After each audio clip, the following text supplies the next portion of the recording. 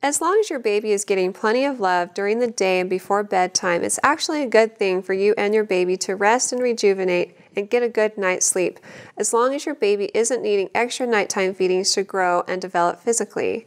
It would be a good idea to talk to your baby's pediatrician, and they can decide whether or not nighttime feedings are necessary from a growth standpoint. And if they're not, it's definitely okay to sleep train your baby so that you can both be getting better sleep.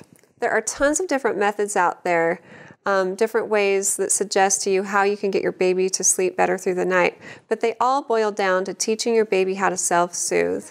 And one of the best methods, according to the literature, is to let your baby cry it out.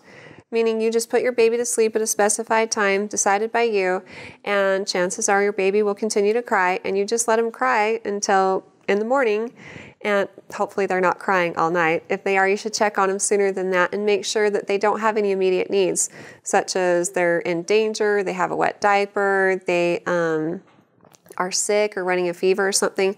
And parents are pretty in tune with their kids' cries, and so if the cry sounds to you just like I want to be held by you, and it's not an I'm sick or I'm hurt cry, then it's definitely okay to let your baby cry.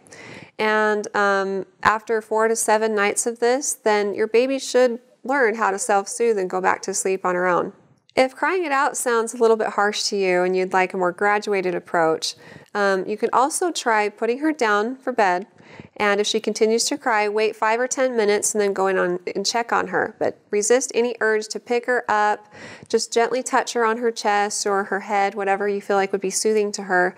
Avoid turning on the lights and talking to her. Just gently touch her, turn around, and walk right back out of the room. This reassures her that you're there, but also sends a message that she needs to learn how to cope and go back to sleep on her own. If she continues to cry after you've done this, then give it another 10 to 20 minutes and then go in and do the same thing. And if she still continues to cry, then wait about 40 minutes, about doubling the time in between each time you check on her. And again, after being persistent and doing this for about 4 to 7 nights, she should learn to go back to sleep on her own. We did the crying out method with my son, and my husband was resistant at first because he said, I won't get any sleep. But he got a pair of earplugs, and inevitably, after about 7 to 8 nights, my son was going back to sleep on his own and sleeps really well now. If you've tried sleep training, of course, after talking to your pediatrician and getting the okay to do it, and your baby still isn't sleeping well through the night, then it would be best to talk to the pediatrician again, and they can decide if there's any medical reasons behind your baby not sleeping well. If you have any other questions for me, feel free to ask them on our Facebook page and recommend us to your friends and family too.